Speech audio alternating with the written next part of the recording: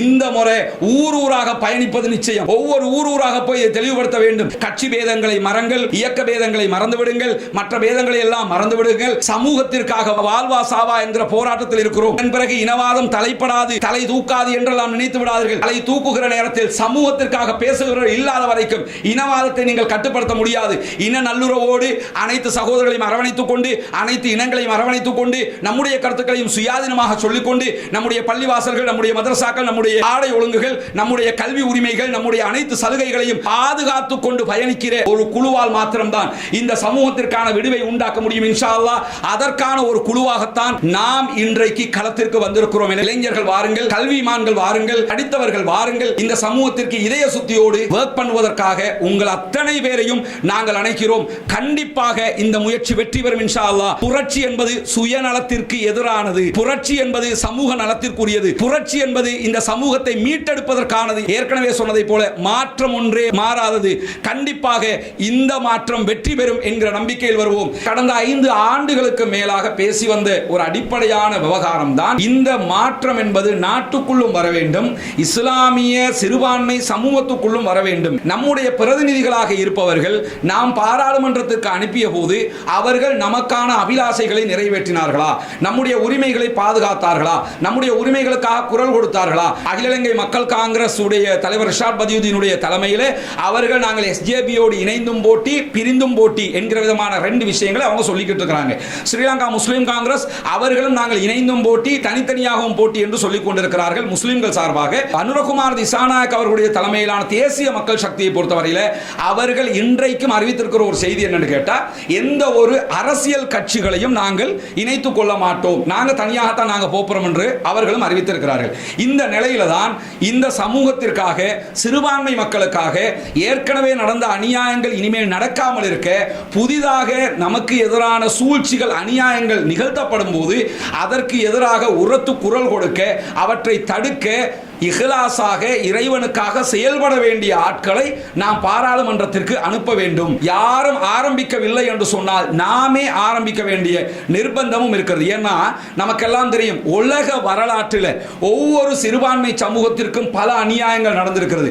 மியன்மாரிலே முஸ்லிம்கள் கொல்லப்பட்டார்கள். சைனாவிலே உய்குர் முஸ்லிம்களுக்கு எதிரான தாக்குதல்கள் இன்றைக்கும் நடந்து வருகிறது. காசாவில் இன அழிப்பு நடந்து வருகிறது. லெபனானிலே கொலைக்கு மேல் கொலை நடந்து வருகிறது. இப்படி ஒவ்வொரு ஏரியாவில் ஒவ்வொரு அநியாயம் நடக்கிறது. இலங்கையை பொறுத்தவரையில் இலங்கை முஸ்லிம்கள் அண்மைய காலத்தில் சந்தித்த மாபெரும் அநியாயம், மாபெரும் அழிப்பு எதுன்னு சொன்னா ஜனாசாக்கள் எரிப்பு. இந்த நிமிடம் வரைக்கும் காசாவுல கூட ஜனாசாக்களை எரித்த மாதிரி அவர்கள் மனிதர்களை கொள்ளுகிறார்கள். ஜனாசாக்களை எரித்த மாதிரியான காட்சிகள் நீங்க பார்க்க முடியாது. அந்த அளவுக்கு உண்டான ஒரு கொடூரம். கொரோனாவால் பாதிக்கப்பட்ட மக்களை நாங்கள் அடக்குவதற்கு அனுமதிக்க மாட்டோம், நெருப்பில் போட்டு எரிப்பதற்கு தான் அனுமதிப்போம் என்று கோட்டாபய ராஜபக்சவினுடைய அரசாங்கம் முடிவெடுத்தது. இந்த முடிவை, எதேச்சதிகார முடிவை எடுப்பதற்கு காரணமாக அமைந்தது 20வது அரசியல் சீர்திருத்தம். இந்த 20வது அரசியல் சீர்திருத்தத்திற்கு முஸ்லிம் பாராளுமன்ற உறுப்பினர்கள் கைதூக்க கூடாது என்று தலப்பாடாக இந்த சமூகத்தின் தலைமைகள், சமூகத்தின் தாய்மார்கள், சமூகத்தினுடைய அத்தனை பேருமே அடித்துக்கொண்டு குரல் எழுப்பி கூட இந்த அத்தனை பேரும் போய் பாராளுமன்றத்திலே 20ஆம் திருத்தத்திற்கு கைதூக்கினார்கள். கைதூக்கியது மட்டுமில்லை, சில பேர் உதாரணமாக தௌஃபிக் போன்ற எம்பிக்கள் இடது கையில் விஸ்ஸே எப்பா என்று ஸ்டிக்கர் அடிச்சுக்கிட்டு வலது கையால் அதற்கு ஆதரவு தெரிவித்தார்கள். பாராளுமன்றத்தை நீங்கள் பார்க்க முடியும். ஸ்ரீலங்கா முஸ்லிம் காங்கிரசினுடைய பாராளுமன்ற உறுப்பினர்கள் கல்முனையைச் சேர்ந்த ஹரிஸ் எம்பி, அதே போன்று ஃபைசால் காசிம், திருகோணமலையைச் சேர்ந்த தௌஃபிக், அதே நேரத்தில் அகில இலங்கை மக்கள் காங்கிரசினுடைய பாராளுமன்ற உறுப்பினர்களாக தெரிவு செய்யப்பட்ட புத்தளம் எம்பி அலி சப்ரி ரஹீம், அவர் 20க்கு கைதூக்கினது மட்டுமில்லை, தங்கத்தை கடத்தியும் இந்த சமூகத்துக்கு அவமானத்தை பெற்று தந்தவர். அதே மாதிரி கலாவைச் சேர்ந்த இஷாக் ரஹ்மான் 20க்கு கைதூக்கி ஜனாசா எரிப்புக்கு துணை போனவர். அதே போன்று முஷரப் 20வது சீர்திருத்தத்துக்கு கைதூக்கல் என்று சொன்னா கூட அவர் அந்த கூட்டணியிலே இணைந்து கொண்டிருந்தார். அதே போன்று இரட்டை பிரஜா உரிமைக்கு அவர் கைதூக்கி இருந்தார். அதே நேரத்தில் அத்தாவுல்லா, தேசிய காங்கிரசினுடைய தலைவர் அத்தாவுல்லா, அதே போன்று எஸ்எல்பிபியினுடைய பாராளுமன்ற உறுப்பினராக தெரிவு செய்யப்பட்ட காதர் மஸ்தான், எஸ்எல்பிபியினுடைய 2 தேசிய பட்டியல் உறுப்பினர்கள் அலி சப்ரி, இப்ப அரசியலை விட்டு விட்டே ஒதுங்கினதாக சொல்லி இருக்கிறார். பார்ப்போம், பொறுத்திருந்து பார்ப்போம். அவரு அதே மாதிரி பேர்வலையைச் சேர்ந்த மர்ஜான் ஃபலீல், இப்படி அத்தனை பேருமே என்ன செஞ்சாங்கன்னு சொல்லி சொன்னா இந்த அநியாயத்திற்கு துணை போனார்கள்.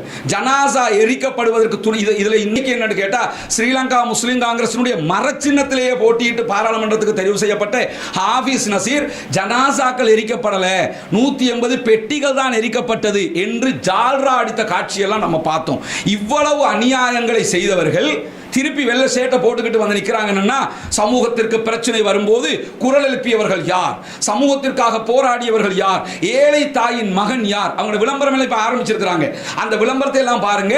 இப்படியான கவர்ச்சிகரமான விளம்பரங்களை போட்டு ஜனாசா எரிப்பை மறைத்து, இந்த சமூகத்திற்கு நடந்த அநியாயங்களை மறைத்து, மீண்டும் பாராளுமன்ற பதவிகளை பெற்றுக்கொண்டு மீண்டும் அதே அநியாயத்தை செய்வதற்கு இவர்கள் தலைப்படுகிறார்கள். குறிப்பாக ஸ்ரீலங்கா முஸ்லிம் காங்கிரசினுடைய பாராளுமன்ற உறுப்பினர்கள் திரும்ப திரும்ப சொன்னது என்னன்னா, நாங்கள் கையுயர்த்துவதற்கு தலைவரோடு கலந்துரையாடல் நடத்தினோம். கொழும்பிலே இருக்கக்கூடிய அவருடைய காணிவல் விற்பனை ஐஸ்கிரீம் பார்லரில் வைத்து நாங்கள் பசில் ராஜபக்ஷ வந்திருந்தார், அவரோடு சேர்ந்து நாங்கள் கலந்துரையாடல் நடத்தினோம். தலைவர் தான் பசில்கிட்ட சொன்னார், நான் கை தூக்க மாட்டேன், இவங்க எல்லாரும் கை தூக்குவாங்க, இவங்களை சேர்த்துக்கிறங்க, எங்களை வாழ்த்தி அனுப்பி வைத்தவர் தலைவர் தான் என்று சொன்னார்கள்.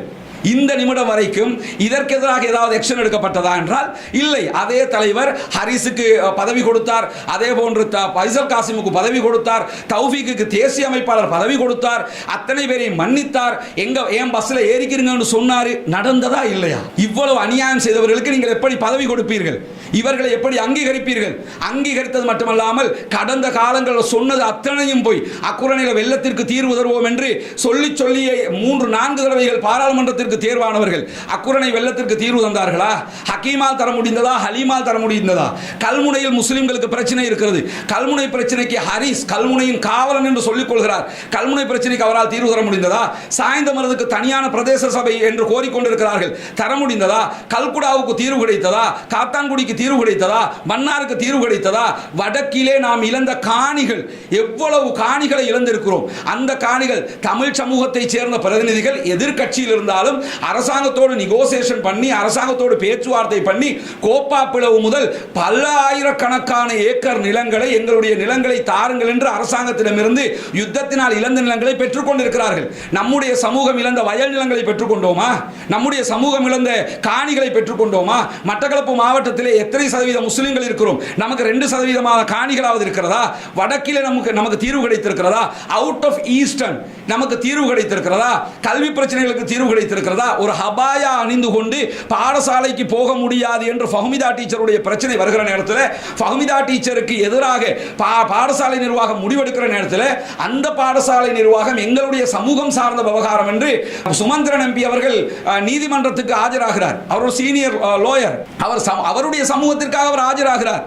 நம்முடைய சமூகத்திற்காக நம்முடைய எந்த பாராளுமன்ற உறுப்பினர்களாவது சட்டத்தரணிகள் யார் ஆஜரானார்கள்? நான் ஒரு எம்பி, முஸ்லிம் காங்கிரசினுடைய தலைவர், இன்றைக்கு விஎஃப்எஸ் ஊழலுக்கு எதிராக சம்பிக்க ரணவக்க, அதே போன்று சுமந்திரன் ஆகியோரோடு இணைந்து நாங்கள் நாட்டை பாதுகாக்க போகிறோம், விஎஃப்எஸ் ஊழலுக்கு எதிராக நான் நீதிமன்றத்திற்கு போகிறேன் என்று சொன்னவர் அன்றைக்கு ஏன் ஃபஹ்மிதா டீச்சருக்காக நீதிமன்றத்துக்கு வரவில்லை? இகன கலவரத்திற்கு எதிராக ஏன் நீதிமன்ற படிகளை ஏறவில்லை? கிந்தோட கலவரத்துக்கு எதிராக ஏன் நீதிமன்ற படிகளை ஏறவில்லை? பேரோல தர்காட்டம் கலவரங்களுக்கு எதிராக ஏன் நீதிமன்ற படிகளை ஏறவில்லை? ஏன் ஐநா சபையில் சென்று குரல் எழுப்பவில்லை? தமிழ் சமூகத்தை, நம்முடைய சகோதர சமூகத்தை பார்க்கிறோம். அவர்களுடைய உரிமைகளை தக்க வைத்துக் கொள்வதற்காக அதற்காக அவர்கள் போராடி கொண்டிருக்கிறார்கள். ஆனால் நம்முடைய தலைவர்கள் தொடர்ந்து நம்மை ஏமாத்துகிறார்கள், நம்மை இழிவுபடுத்துகிறார்கள், நம்மை அசிங்கப்படுத்துகிறார்கள். ஜனாசா எரிப்பை விட இந்த சமூகம் சந்தித்த மிகப்பெரிய ஒரு அவலமே கிடையாது. அவ்வளவு பெரிய அவலத்தை நம்ம சந்திச்சிருக்கிறோம். இன்னும் என்ன பண்றாங்கன்னா, அதே மாவை அரைப்போம், அதே மாதிரி இவங்களை ஏமாற்ற முடியும், திரும்ப வந்து நாங்கள்லாம் தியாகிகள் என்று பேச வருகிற காட்சிகளை நீங்க இன்னைக்கும் பார்க்கிறீங்க. எதற்குமே நமக்கு தீர்வு கிடைக்கவில்லை. நாடு பூராக இளைஞர்கள், படித்தவர்கள், சமூக அக்கறை கொண்டவர்கள் எங்களோடு இணையுங்கள். கண்டிப்பாக எங்களை தொடர்பு கொள்ளுங்கள். தொடர்பு கொள்ளுகிற போது ஒவ்வொரு மாவட்டத்திலும் நாம் தேவையான ஏற்பாடுகளோடு அந்த போட்டியாளர்களை ஆதரித்து, ஒவ்வொரு ஊரிலும் நான் உட்பட என்னுடைய சக உலமாக்கள், சகோதரர்கள், சகோதர இனத்தைச் சேர்ந்த சகோதரர்கள் அத்தனை பேரும் உங்களுக்காக மேடை ஏறி பிரச்சாரம் செய்வதற்கு தயாராக இருக்கிறோம். மாற்றம் ஒன்று மட்டும்தான் மாறாதது. நாட்டிலே மாற்றத்தை எதிர்பார்த்து பார்த்து பெரும்பான்மை சமூகத்தைச் சேர்ந்தவர்கள் மாற்றத்தை கொண்டு வந்திருக்கிறார்கள். நாம் என்ன மாற்றத்தை கொண்டு வந்திருக்கிறோம்? எல்லா முட்டையும் கொண்டு போய் ஒரே கூடையில் போட்டு விடாதீர்கள் என்று நம்முடைய முன்னோர்கள் சொன்னது நமக்கு நினைவிருக்கும். ஒரு அலை உண்டாகி இருக்கிறது. என்பிபியை பொறுத்தவரையில் நியாயமான இனவாதமற்ற ஒரு குழு என்பதில் நமக்கு எந்த மாற்று கருத்தும் இல்லை. ஆனால் நாளை பாராளுமன்றத்திலே சட்டமூலங்கள் பாஸ் பண்ணப்படலாம், புதிய கான்ஸ்டிடியூஷன் ரிஃபார்ம் கொண்டு வரப்படலாம், புதிய அரசியல் யாப்பு சீர்திருத்தம் கொண்டு வரப்படலாம், முஸ்லிம் தனியார் சட்டத்தில் சீர்திருத்தங்கள் கொண்டு வரப்படலாம். இப்படி சீர்திருத்தங்கள் கொண்டு வரப்படுகிற நேரத்தில் மார்க்க ரீதியாக இது சரியா இது பிழையா, சட்ட ரீதியாக இது சரியா இது பிழையா, எங்களுடைய சமூகத்தின் கருத்து என்ன என்பதை சுயாதீனமாக பேசக்கூடியவர்கள் இருக்க வேண்டும். ஒரு கட்சியோடு கட்சியாக நம்ம மாறிட்டோம் என்று சொல்லி சொன்னா ஏற்கனவே நடந்த மாதிரி என்னன்னா தலைவர் கை தூக்க சொன்னாரு நான் கை தூக்கினேன், தலைவர் அப்படி சொன்னாரு நான் தூக்கினேன் என்கிற விதமாக போய்விடும். எனவேதான் பெரும்பான்மை கட்சிகளோடு போய் ஐக்கியமாகுங்கள் என்பது நம்முடைய வாதம் அல்ல. நமக்கான சுயாதீனமாக எந்த ஒரு ஊழலமற்ற குற்றச்சாட்டுகளற்ற புதியவர்களை கொண்ட ஒரு அணி உருவாக்கப்பட வேண்டும். அந்த அணியை உருவாக்குகிற வேலையை தான் நாம் செய்திருக்கிறோம். அதற்கான கட்சியை தயார் செய்திருக்கிறோம். போட்டியாளர்களை நாம் எதிர்பார்த்துக் கொண்டிருக்கிறோம். பல இடங்களில் நொமினேஷன் பண்ணுவதற்குரிய ஆட்களை தயார் செய்திருக்கிறோம். இன்னும் பல ஆக்கபூர்வமான இளைஞர்களை எதிர்பார்க்கிறோம். எங்கிட்ட காசு இல்லை, இதெல்லாம் போட்டி போட்டு நமக்கு செய்ய முடியுமா? அந்த எண்ணமெல்லாம் விடுங்க. பணம் நத்திங். நம்முடைய பிரச்சாரமே என்னன்னு கேட்டா பணத்தை மீறிய சமூகத்திற்கான சேவை தான். தமிழ் சமூகத்தைச் சேர்ந்த சகோதரர்கள் அமைச்சு பதவிகளை எடுக்கவில்லை, கேபினெட்ல உட்காரவில்லை, அவர்கள் பிரதி அமைச்சர் பதவிகளை எடுக்கவில்லை. ஆனால் காணிகளை விடுவித்துக் கொண்டிருக்கிறார்கள், அவர்களுடைய உரிமைகளை பெற்றுக் கொண்டிருக்கிறார்கள், அவர்களுக்கு தேவையான சலுகைகளை பெற்றுக் கொண்டிருக்கிறார்கள், அவர்களுடைய ஏரியாவுக்கு தேவையான அபிவிருத்திகளை பெற்றுக் கொண்டிருக்கிறார்கள். ஏன் அவர்களை போன்று நமக்கு தைரியமாக இருக்க முடியல? ஈமானோடு இஹ்லாஸோடு தைரியமாக சுயநலமற்ற ஒரு அரசியல் அணியை ஏன் நம்மால் உருவாக்க முடியாது? நிச்சயமாக உருவாக்க முடியும். அதற்கான களமாகத்தான் இந்த களத்தை வைத்திருக்கிறோம். இந்த முறை ஊராக பயணிப்பது நிச்சயம். ஒவ்வொரு ஊராக போய் தெளிவுபடுத்த வேண்டும். எனவே கட்சி பேதங்களை மறங்கள், இயக்க பேதங்களை மறந்துவிடுங்கள், மற்ற பேதங்களை எல்லாம் மறந்துவிடுங்கள். சமூகத்திற்காக வாழ்வா சாவா என்கிற போராட்டத்தில் இருக்கிறோம்.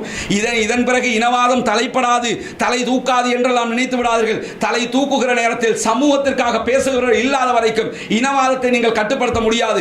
இன நல்லுறவோடு அனைத்து சகோதரர்களையும் அரவணைத்துக் கொண்டு, அனைத்து இனங்களையும் அரவணைத்துக் கொண்டு, நம்முடைய கருத்துக்களையும் சுயாதீனமாக சொல்லிக்கொண்டு, நம்முடைய பள்ளிவாசல்கள், நம்முடைய மதரசாக்கள், நம்முடைய ஆடை ஒழுங்குகள், நம்முடைய கல்வி உரிமைகள், நம்முடைய அனைத்து சலுகைகளையும் பாதுகாத்துக் கொண்டு பயணிக்கிற ஒரு குழுவால் மாத்திரம்தான் இந்த சமூகத்திற்கான விடுவை உண்டாக்க முடியும். இன்ஷா அல்லாஹ் அதற்கான ஒரு குழுவாகத்தான் நாம் இன்றைக்கு களத்திற்கு வந்திருக்கிறோம். எனவே நேரம் ரொம்ப சொற்பமாக இருக்கிறது, குறைவான நாட்களாக இருக்கிறது.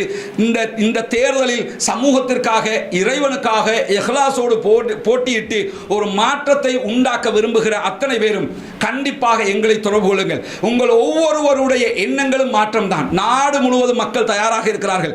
முஸ்லிம்கள் விழித்துக் கொண்டார்கள், இளைஞர்கள் விழித்துக் கொண்டார்கள். இனிமேல் நாங்கள் மாற்றத்தை நோக்கி பயணிப்போம் என்கிற முடிவெடுத்து விட்டார்கள்.